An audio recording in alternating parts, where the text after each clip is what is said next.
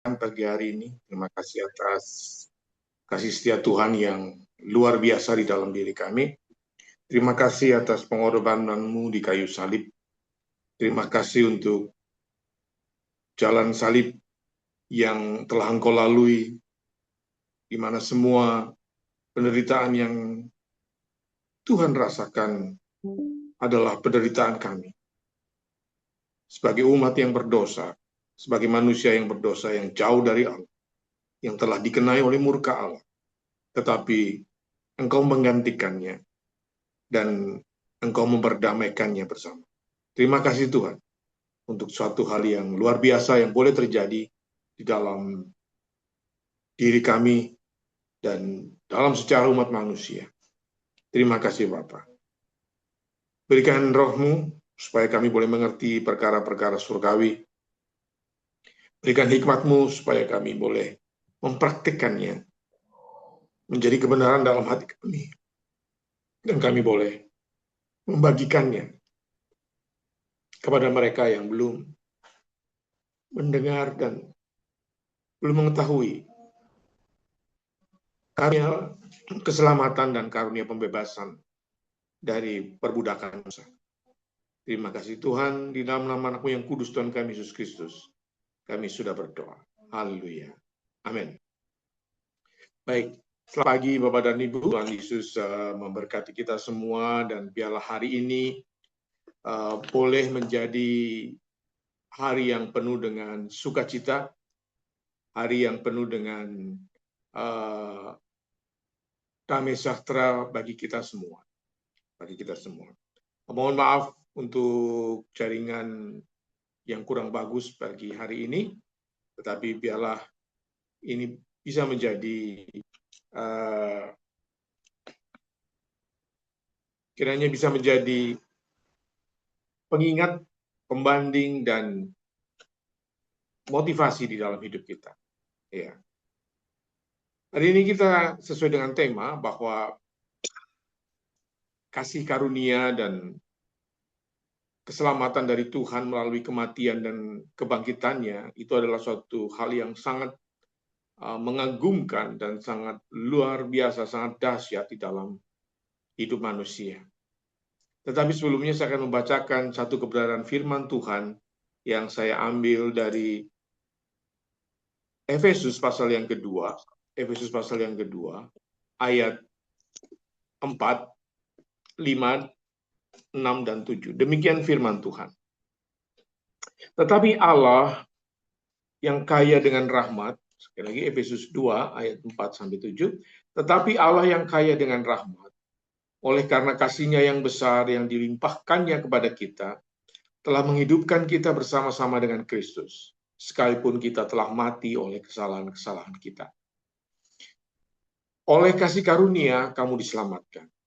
Dan di dalam Kristus Yesus, Ia telah membangkitkan kita juga dan memberikan tempat bersama dengan Dia di sorga. Supaya pada masa yang akan datang, Ia menunjukkan kepada kita kekayaan kasih karunia-Nya yang melimpah-limpah, sesuai dengan kebaikan-Nya terhadap kita dalam Kristus Yesus. Bapak dan Ibu, kematian dan kebangkitan Kristus tidak hanya terjadi di dalam satu sejarah manusia saja, atau hanya berlaku kepada orang yang mengikut Kristus saja. Tapi kalau kita melihat bahwa peristiwa yang sangat luar biasa ini, yang akan kita peringati esok, Sabtu, dan hari Minggu, itu adalah peristiwa yang mengubah tatanan dunia. Peristiwa yang telah mengubah sedemikian rupa sejarah manusia dan sejarah iman manusia kepada Tuhan. Malam ini adalah malam penderitaan dari Kristus sebelum esok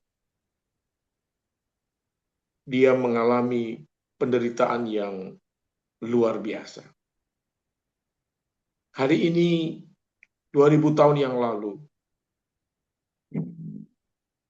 Yesus melangkah menuju Yerusalem, di mana dia dielu-elukan, dan orang di Yerusalem mengangkat daun palem untuk merayakan kedatangan raja yang mereka harapkan, dalam tanda kutip, harapkan secara politik. Dan mereka akan kecewa ketika hal itu tidak terjadi. Justru yang terjadi adalah dia harus tergantung di kayu salib keesokan harinya. Hari ini merupakan hari perenungan buat kita. Betapa kasih karunia Tuhan itu adalah hal yang sangat luar biasa.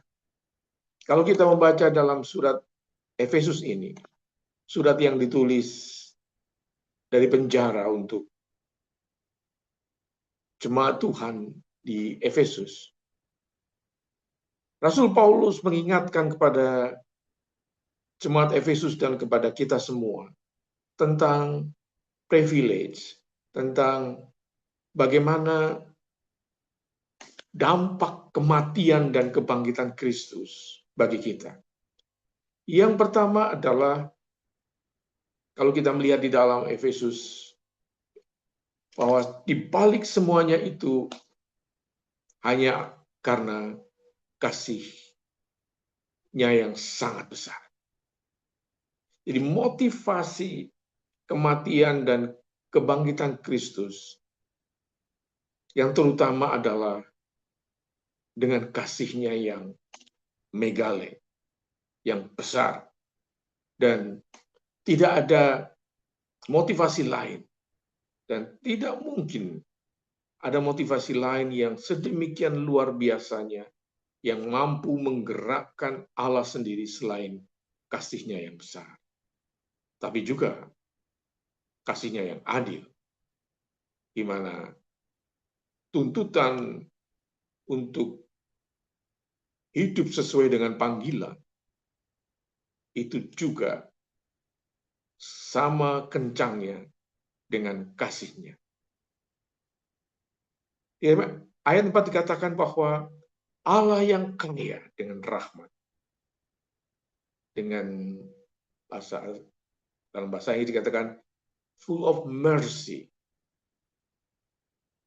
penuh dengan belas kasihan, dan oleh karena kasihnya yang besar yang dilimpahkan kita. Yang pertama, yaitu melalui kematiannya, kita menjadi hidup bersama-sama dengan Kristus.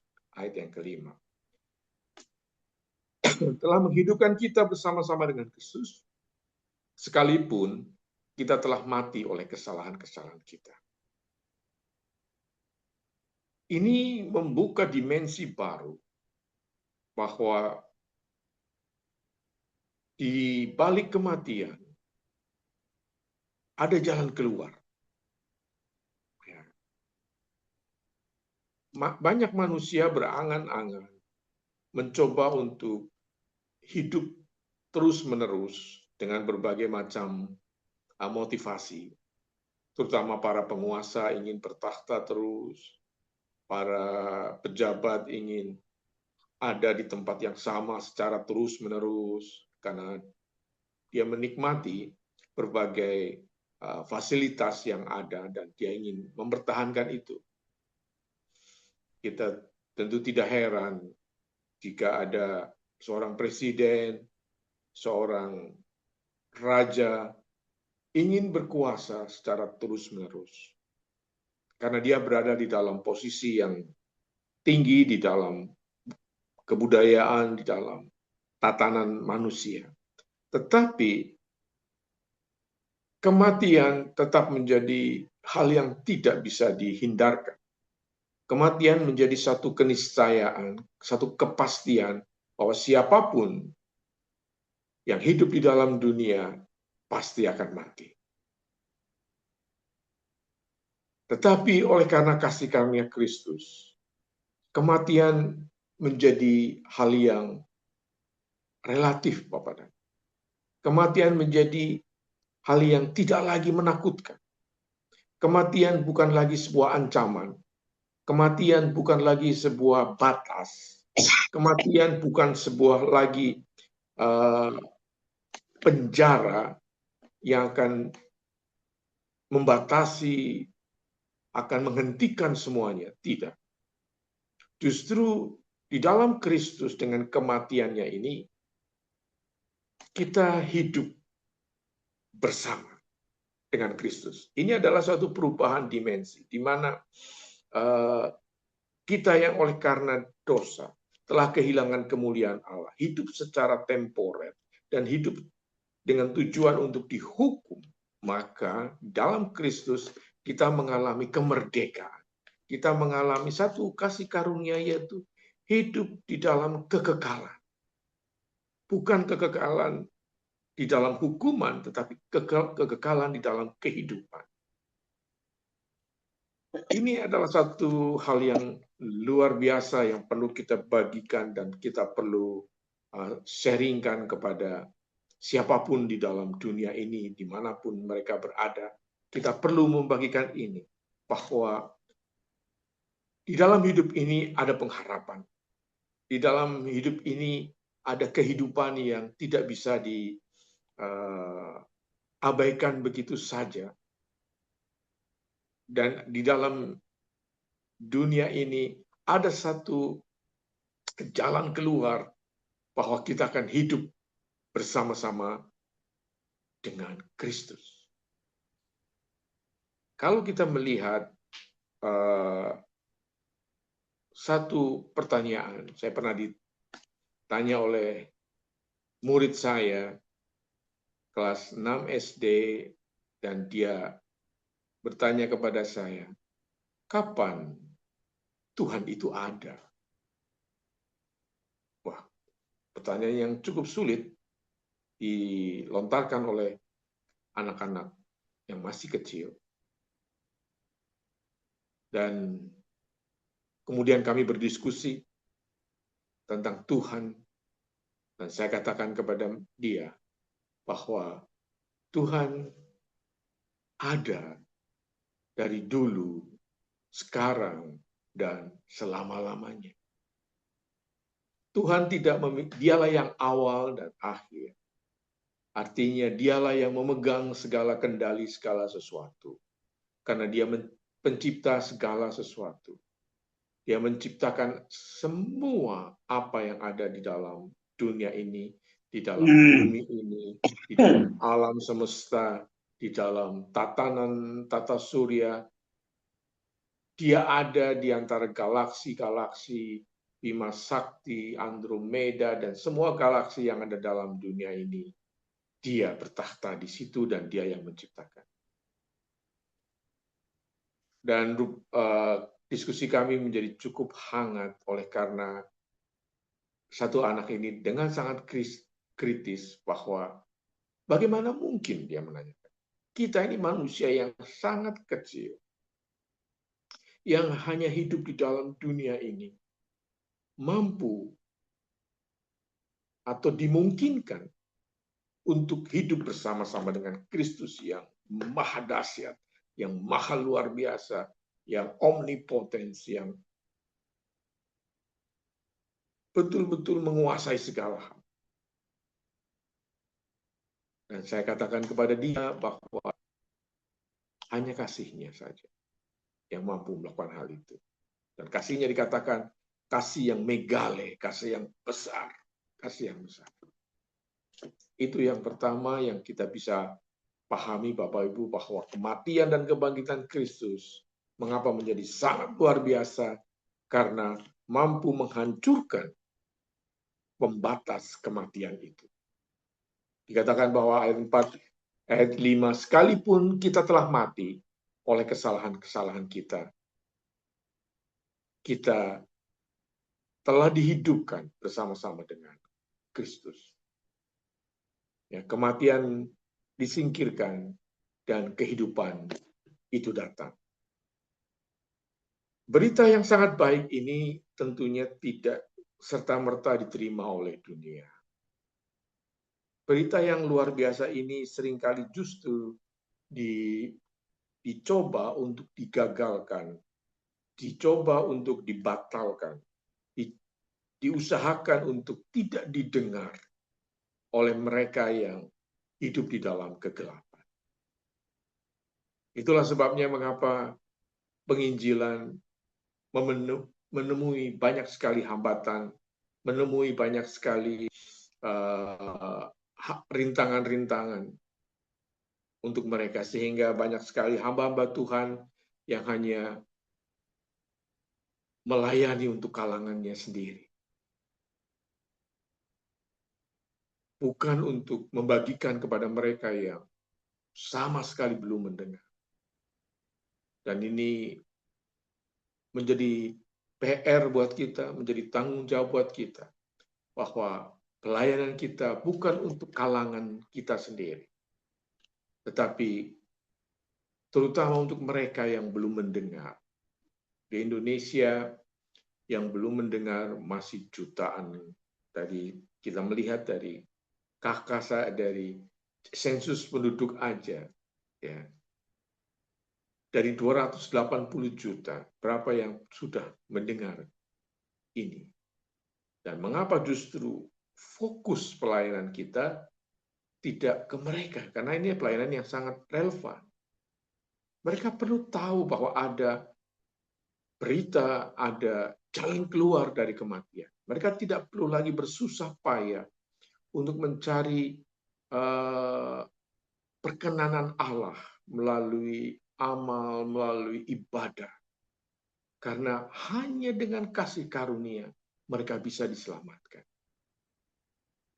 Dengan berbagai macam cara mereka mencoba menolak berita ini.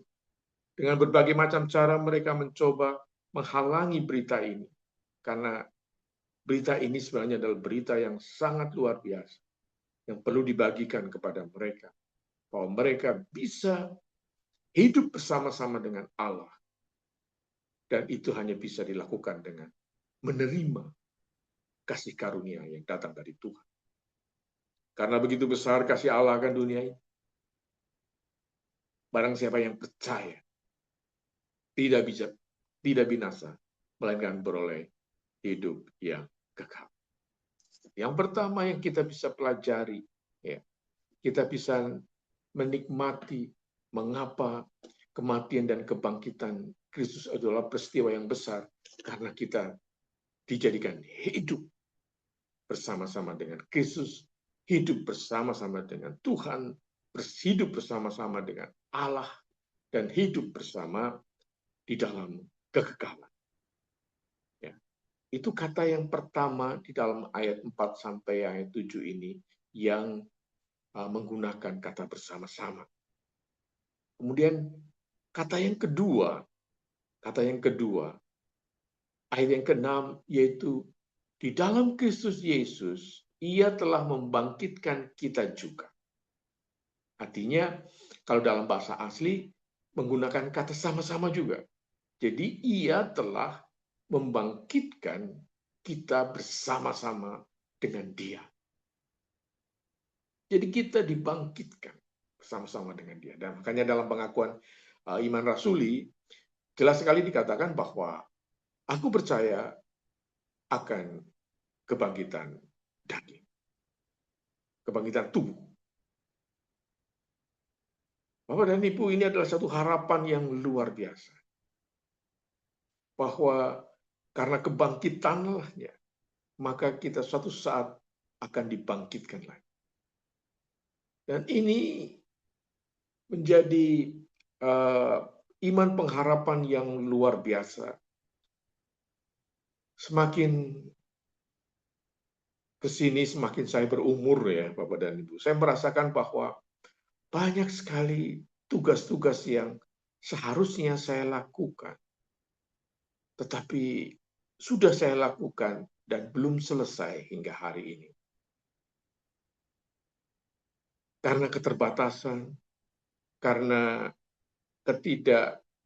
karena kelemahan, baik secara physically maupun secara akademis, secara banyak hal.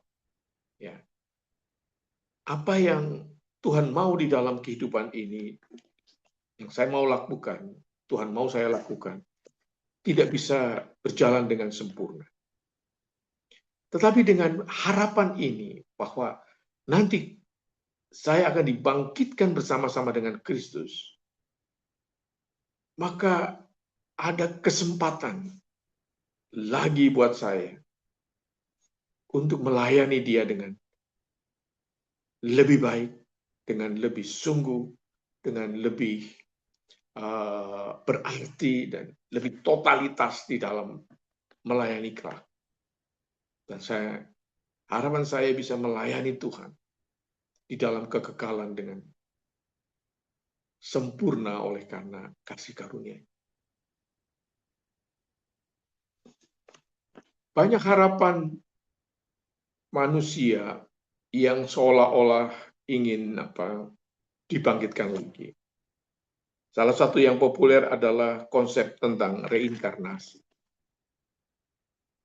Ya, reinkarnasi.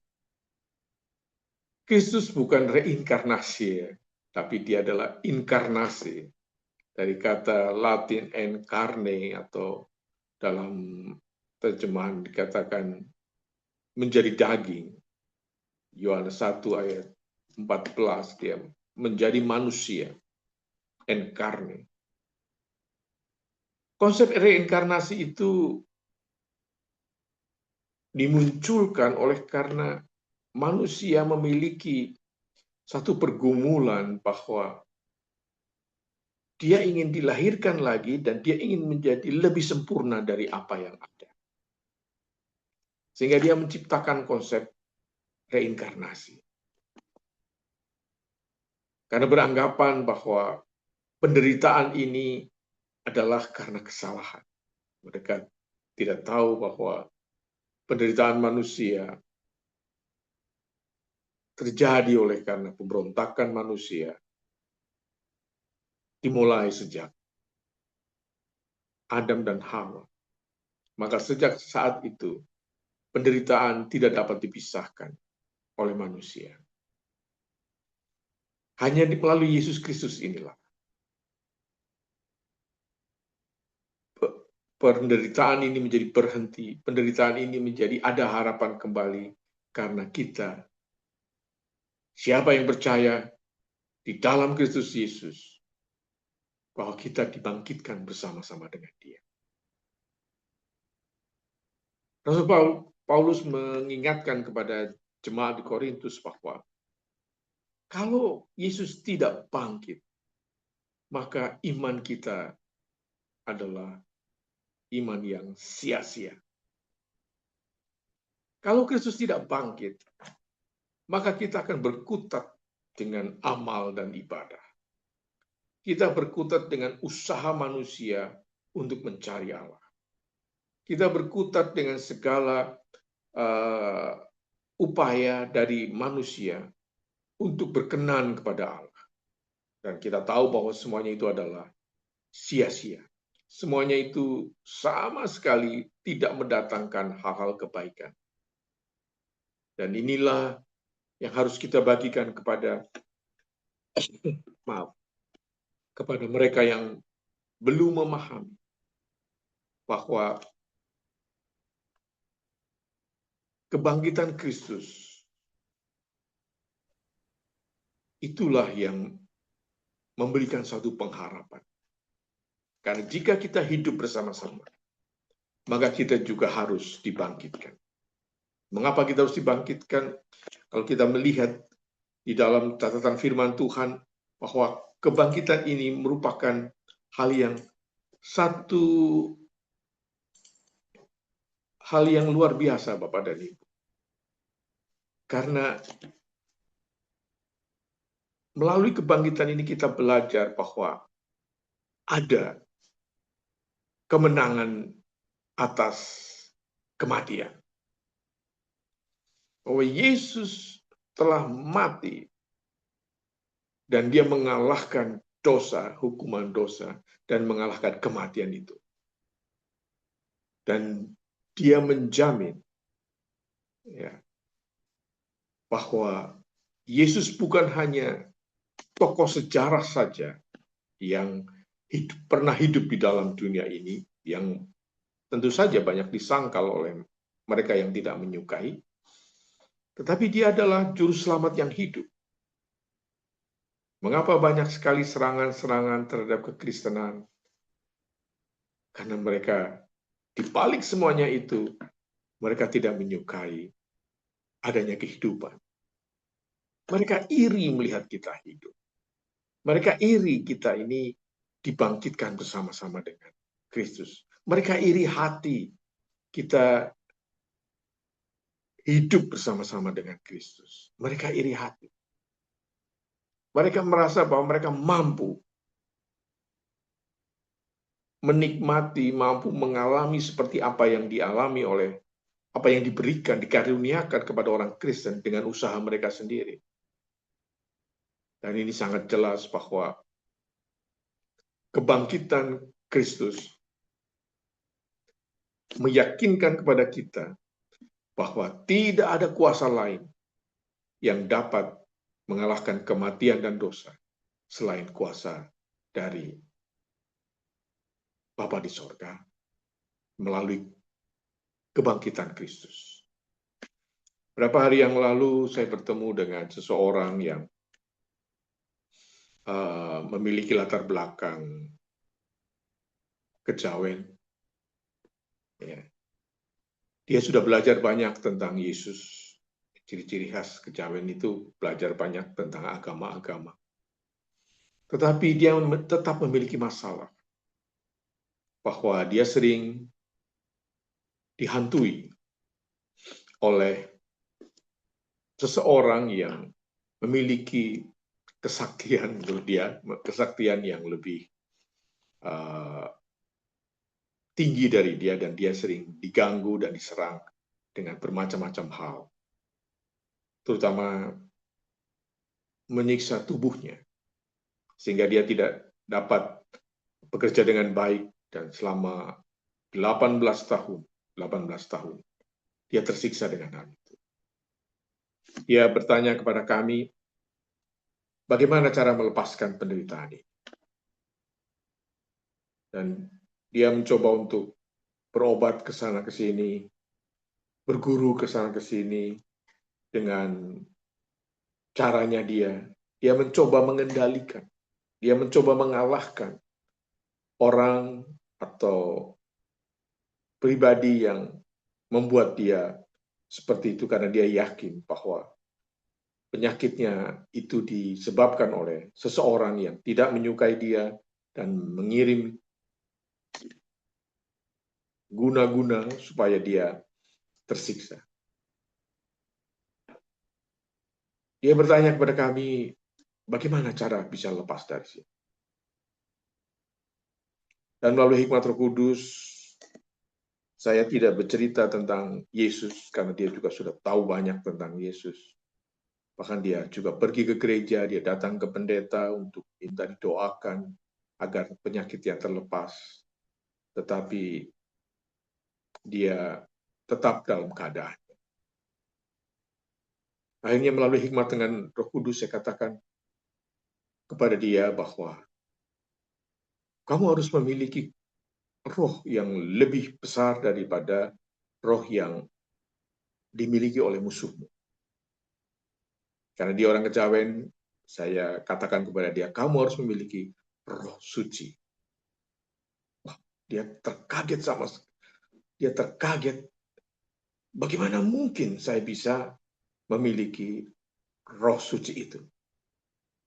Kemudian saya jelaskan bagaimana cara memiliki roh suci itu, yaitu roh yang ada di dalam Yesus, yang adalah roh Allah, Allah Bapa, dan itulah roh yang harus kamu miliki. Dan kemudian saya beritakan dia untuk bagaimana cara memiliki itu. Dan kami diskusi cukup lama, tetapi dia sangat tertarik untuk bagaimana memiliki roh suci. Saya bagikan firman Tuhan dan dia minta waktu untuk merenungkannya. Akhirnya Saya berdoa untuk kiranya Tuhan menjumpai dia dan membukakan betapa pentingnya ada di dalam Kristus and Kristo, agar dia terbebas dari dampak kematian, dampak sakit penyakit, dampak dari kutuk kematian itu, supaya dia memperoleh kemenangan. Kami berpisah dan orang itu berjanji akan bertemu, menghubungi kami kembali untuk menanyakan hal-hal yang lebih mendetail. Bapak dan Ibu, dunia memerlukan satu jawaban atas pergumulan kematian itu. Dan salah satunya, dan satu-satunya, yaitu di dalam Yesus. Karena jelas sekali dalam Kisah Para Rasul dikatakan bahwa di bawah kolong langit tidak ada satu nama yang olehnya kita beroleh keselamatan. Dan nama itu adalah nama Yesus. Itu dampak dari kebangkitan Yesus. Hal yang kedua dari kebangkitan Yesus ini adalah bahwa apa yang dilakukan Yesus merupakan, kebangkitannya adalah merupakan validasi bahwa apa yang dijanjikan Yesus, apa yang diajarkan Yesus, apa yang didemonstrasikan oleh Yesus, mujizat-mujizatnya, itu adalah sungguh-sungguh dari Tuhan. Datangnya dari Tuhan.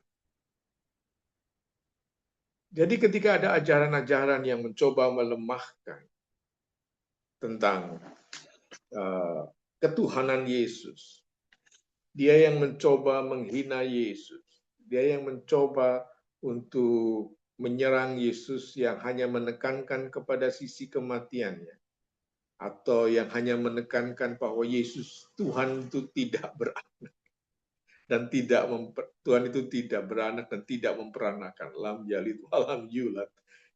Ya, itu gugur dengan kenyataan bahwa Yesus itu bangkit. Dan ini penting sekali bagi kita, bahwa kebangkitannya itu adalah sebuah validasi bahwa Yesus adalah anak Allah. Tidak ada satupun manusia di dunia ini, nabi dimanapun, sebesar apapun dia, sehebat apapun dia, yang memiliki validasi tentang bahwa apa yang dilakukan itu berasal dari Allah. Dan salah satunya adalah, satu-satunya adalah dimiliki oleh Yesus, yaitu bahwa dia bangkit. Dan ini merupakan validasi dari Allah sendiri.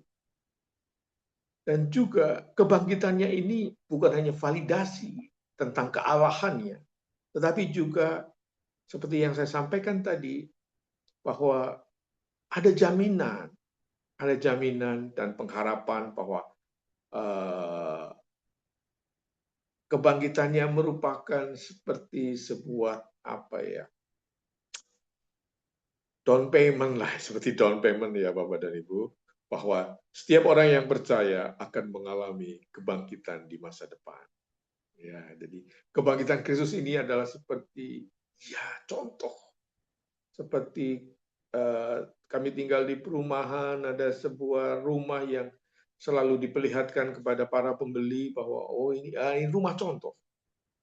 Bahwa semuanya nanti akan dibangun seperti ini, dengan mutu seperti ini, dengan konstruksi seperti ini, bahan-bahannya seperti ini.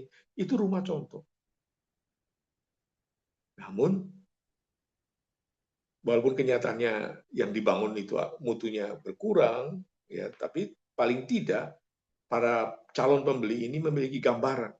Nah, kebangkitan Kristus, kebangkitan Yesus, itu adalah sebuah contoh apa yang akan dialami oleh orang yang percaya kepada Dia atau yang di dalam Kristus suatu saat kelak. Meskipun dia sudah mati, meskipun dia sudah terkubur, meskipun secara fisik badan ini menghilang di dalam kubur,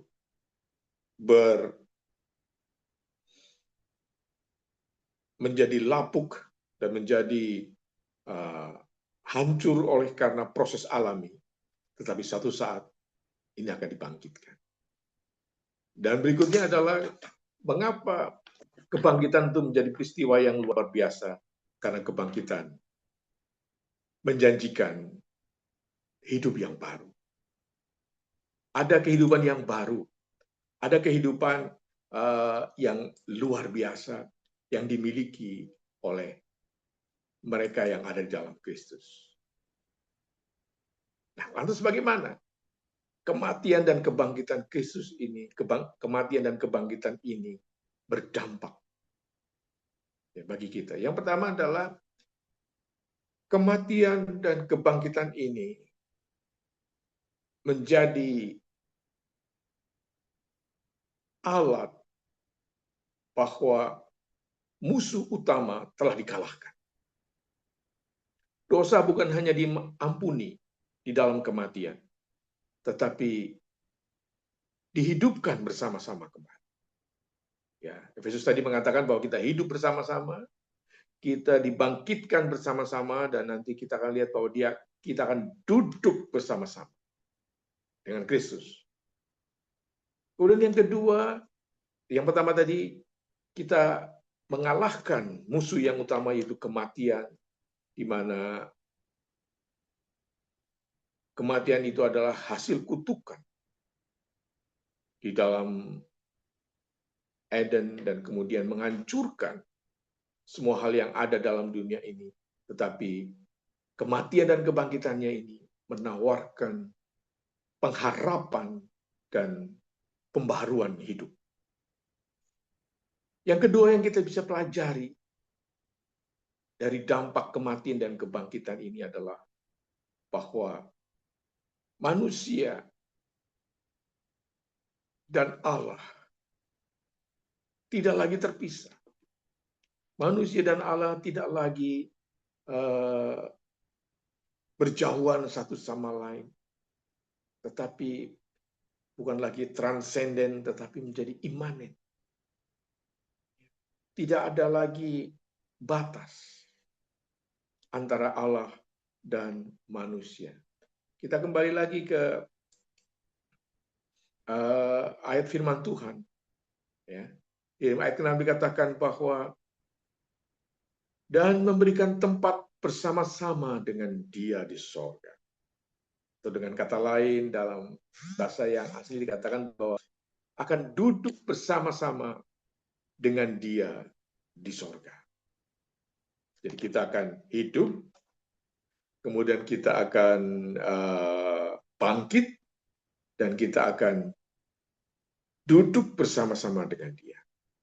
Dan di tempat yang sama. Bukankah suatu hal yang luar biasa?